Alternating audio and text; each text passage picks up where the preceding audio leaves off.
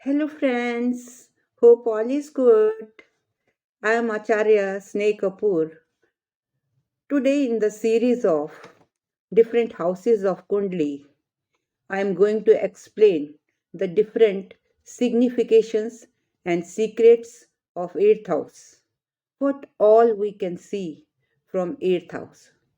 So, before starting the characteristics which are known from the 8th house, let us know the nature of the house.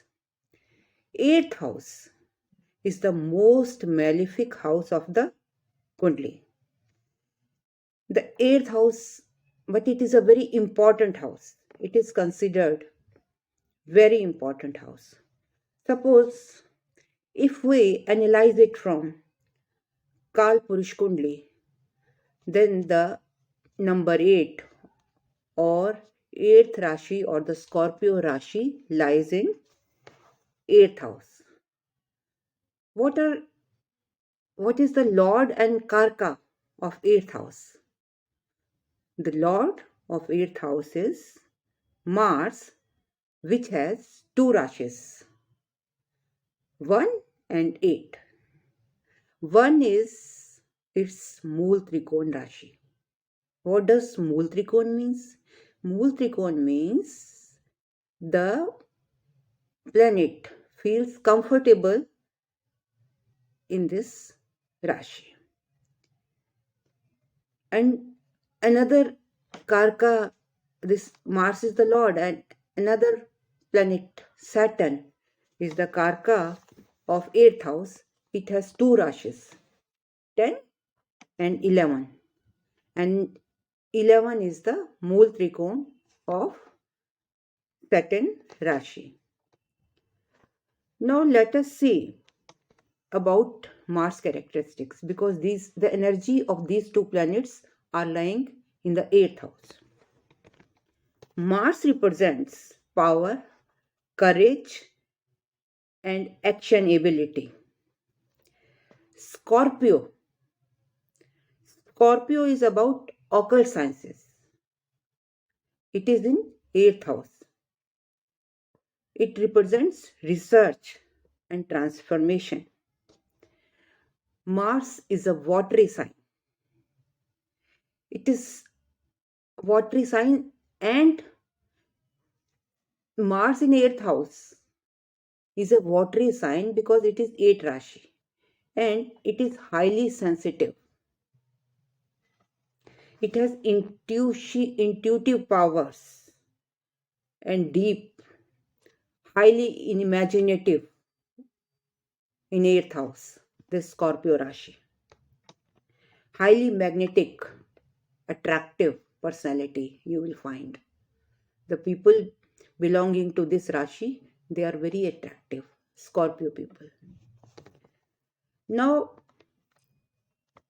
because the energy of Mars and Saturn is there, so the qualities will be according to these energy only. What can we see about the native from this house? The native is Ayu. This is a Ayu house. This is a death house. People are very scared about death. When they listen, they say, no, it's a malefic house and it's a death house. They don't want to listen it. But everybody knows a person, Atma, who has come in this world has to go. And basically it is called a death house, but I will say it is a Ayu house because death comes at the last. This house shows you what type of life you will lead, and then you will leave this world. We can see all types of gain and losses from this house. This is a house of suddenness. Suddenly sometimes you get gains, lottery निकल आती है आपकी. That can also be seen from this house. Suddenly आपके घर में आग लग जाती है, चोरी हो जाती है. All these are seen from this house only. All the researchers, जितने भी रिसर्चर्स हैं, उनका 8th हाउस स्ट्रांग होता है. जितने भी ऑकल्ट नॉलेज रखने वाले लोग हैं, उनका 8th हाउस स्ट्रांग होता है. ये सारी चीजें ही हम कहाँ से देखते हैं? 8वें घर से देखते हैं. और बिकॉज ये राशि मंगल की राशि है, तो इसमें आर्म्स, वेपन्स, ये सब भी, इनसे रिलेटेड चीजें भी देखी जाती हैं. मंगल तो एक योद्धा है ना. ऑल आवर इनहेरिटेंस, कि हमें माँ बाप का या रिश्तेदारों का या भाई बहनों का, जो कि हमने खुद अर्न नहीं किया है, वो पैसा मिलेगा कि नहीं. इनहेरिटेंस में हमें लैंड मिलेगी कि नहीं, मकान मिलेगा कि नहीं, घर मिलेगा कि नहीं. ये सारी चीजें हम कहाँ से देखेंगे? ये सारी चीजें हम 8वें घर से देखेंगे. तो सिर्फ ये सुनकर कि it is a death house, घबराना नहीं चाहिए. बिकॉज आप तो जब ये संसार छोड़ेंगे तो ये सारी लग्जरीज, सब कुछ आप इसको एंजॉय करके जाएंगे ना. और ये घर आपको बता रहा है कि किस तरीके का, आपके पास कितना पैसा होगा, आपके पास धन दौलत होगी, आपकी मैरिड लाइफ कैसी होगी, आफ्टर मैरिज आपकी लाइफ कैसी होगी. देखिए कितनी खूबसूरत बात ये घर बताता है. अब लड़कियों के लिए, अब लड़कियों का ले लीजिए, उनके लिए मांगल्य स्थान है. वो कैसे देखा जाता है? इस घर में बैठे प्लैनेट्स बेनिफिक हैं कि मैलिफिक हैं, या कौन सी दशा चल रही है, क्या उनके ऊपर एस्पेक्ट है, ये सब भी इसी घर से देखा जाता है. उनके इन-लॉज रिच होंगे, कैसे होंगे, एडजस्टेबल होंगे, क्या होगा, ये सब इसी घर से देखा जाता है. तो इसको हम मांगल्य स्थान भी कहते हैं. What else we can see? Marital happiness हो गया, इन-लॉज हो गया. हाँ, ये मरण स्थान, डेथ स्थान भी इसको कहा जाता है. देन रिप्रोडक्टिव ऑर्गन्स से भी ये एसोसिएटेड होता है, सेक्स ऑर्गन से. ये साधना का घर भी है. आप यहां से, आप कितने स्पिरिचुअलिस्टिक हैं, आप कितनी साधना कर सकते हैं, आपको कितनी साधना फलित होगी, ये सब भी आप 8वें घर से ही देख पाएंगे. 8वें घर से ये भी पता लगता है कि आप मंदिर बनाएंगे, टेम्पल बनाएंगे, कोई रिलीजियस इंस्टीट्यूशन बनेगा आपके द्वारा, ये सब भी आपको 8वां घर ही बताता है. 8वें घर का संबंध अगर 12वें घर से और दूसरे घर से हो जाता है, तो ये आपको बाहर की इनकम, फॉरेन कंट्री से आपको इनकम होगी या नहीं, इसके बारे में भी बताता है. क्योंकि इस घर में 8वें घर का स्वामी मंगल है, और मंगल किसका कारक होता है? मंगल ब्रदर्स का. तो आपकी भाइयों से बनेगी कि नहीं, आपको भाइयों की प्रॉपर्टी मिलेगी कि नहीं, भाई के साथ आपका अफेक्शन होगा कि नहीं, ये सब भी 8वां घर ही दर्शाता है. 8वें घर से लॉन्गेविटी देखते हैं हम. परमानेंट डिजीजेस, 2 टाइप की डिजीजेस होती हैं, एक क्योरेबल होती है, एक इनक्योरेबल होती है. जो क्योरेबल डिजीज होती है मोस्टली वो 6th हाउस से देखी जाती है. This is the difference. Both show diseases, but 6th house shows the curable diseases, and from 8th house we can see the diseases which are of incurable nature. अब अगर आपने doctor बनना है तो आप कौन से घर के देखेंगे? हम 8वें घर को देखेंगे. ये सर्जन्स सर्जन्स के लिए यहाँ पर ये अगर मंगल और शनि का ये बेस्ट कॉम्बिनेशन है। अगर ये घर स्ट्रांग होगा तो आप पक्का 100% आप डॉक्टर बन जाएंगे, आप सर्जन बन जाएंगे। ये सर्जरीज का घर भी है, ये एक्सीडेंट्स का भी घर है, सडन एक्सीडेंट्स भी यही दर्शाता है। It is a secretive house. जितने भी सीक्रेट नेचर के जॉब होते हैं वो भी यहीं से देखे जाते हैं, जैसे इंटेलिजेंस, सीआईडी, ये सब भी कहाँ से देखते हैं, स्पाई, ये भी हमें 8वां घर ही बताता है। स्किन डिसऑर्डर्स भी 8वें घर से ही देखे जाते हैं। स्पेक्यूलेशन, जुए में आप जीतेंगे हारेंगे, सट्टा लगाना चाहिए या नहीं लगाना चाहिए, ये सारी चीज़ें भी हमें 8वां घर ही दर्शाता है। हमारे सेक्सुअल ऑर्गन्स कैसे हैं, उनका बिहेवियर कैसा है, तंत्र मंत्र सिद्धि का घर है ये। आप तंत्र मंत्र सिद्धि भी यहां से देख सकते हैं इस घर से। मिसफॉर्चून का घर भी है, डेप्थ का घर है। देखिए कितनी सारी बातें बता रहा है।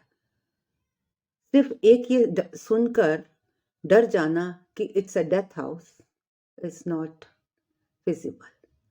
बहुत सारी, क्योंकि डेथ तो बिल्कुल लास्ट में है, और वो तो आपने गीता में भी सुना है। ये ज्ञान है, ये सबको ज्ञान है कि जो आत्मा पैदा हुई है वो अजर अमर तो नहीं है। उसने तो प्रभु ने पैदा किया, प्रभु ने ले लेना है, तो इसमें डरने की क्या बात है। बल्कि अच्छा है, आपको पता होगा कि आप किन किन बीमारियों से पीड़ित हो सकते हैं, आपका मोड ऑफ डेथ क्या होगा, ये सारी चीजें भी तो यही बताता है। तो आप प्रिकॉशंस ले सकते हैं ना, उसके अकॉर्डिंग थोड़ा सा अपने आप को, अगर आपको बहुत नुकसान होना है तो आप उसको थोड़ा सा मिनिमाइज तो कर सकते हैं ना। नाउ अब इस घर का बेसिक प्रिंसिपल क्या है? 8वें घर का बेसिक प्रिंसिपल है, ये मेलिफिक हाउस है।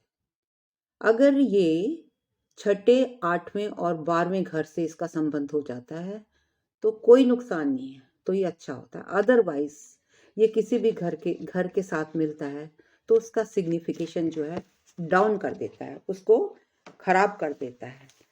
इसलिए ये इसको अच्छा घर नहीं कहा जाता। This is called bad house. अगर ये 3, 6, 12 के साथ है तो कॉम्बिनेशन है तो कोई बात नहीं है। हाँ, अगर 8th हाउस और 2nd हाउस का कॉम्बिनेशन हो गया तो क्या होगा? अगर 8th हाउस और 2nd हाउस का कॉम्बिनेशन हो गया तो 8th हाउस तो डेथ हाउस है और 2nd हाउस ये भी मार का हाउस है, तो एक्स्ट्रा ऑर्डिनरली ये जो है मारक बन जाएगा। इसलिए ये that combination is not good.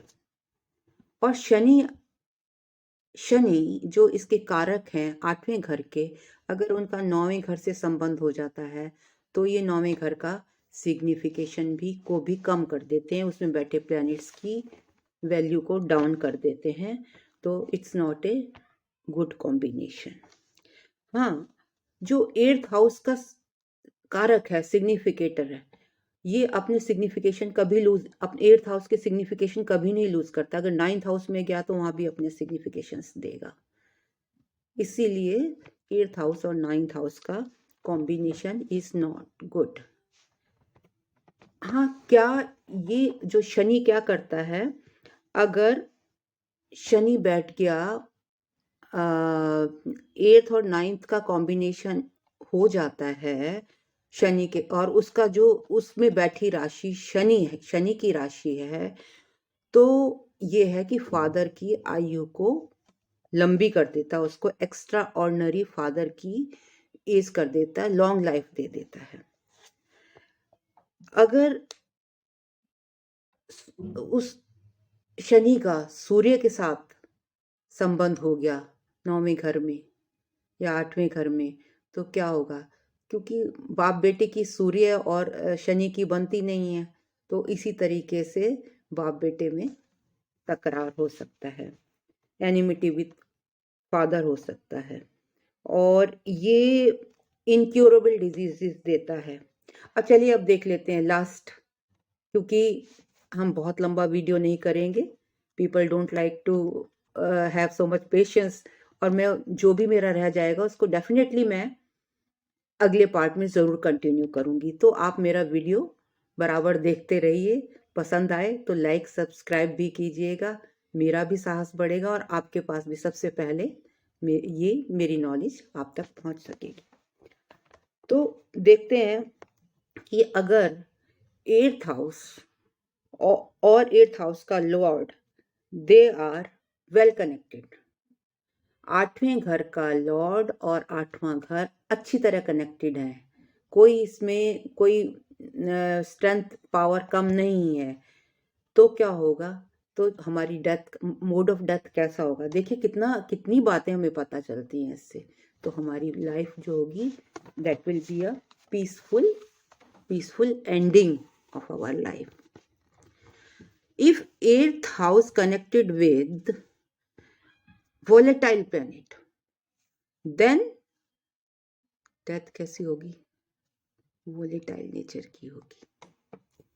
अगर मंगल और शुक्र का कॉम्बिनेशन हो गया 8th हाउस में, तो हमारा मोड ऑफ डेथ कैसा होगा, it will be through a vehicular accident.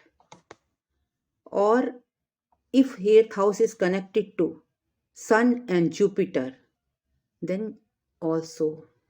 then one will have a peaceful death. Rahu और चंद्रमा से अगर 8th हाउस में ये बैठे या संबंध है, तो हमारी डेथ कैसे होगी, डूबने से होगी या पब्लिक में होगी। तो अगर हम इन चीज़ों को पहले से ही हम अपनी कुंडली से देखकर हमें पता हो कि ऐसा हो सकता है, तो हम, जरूरी नहीं है कि अगर ये प्लैनेट्स बैठे तो होगा ही होगा। There are chances and precautions can be taken and remedies can be done which saves you from these elements. आप मेरे वीडियोस देखते रहिए, मैं आपको हर चीज़ की रेमेडी बताऊंगी, but it will be gradual, it will take some time.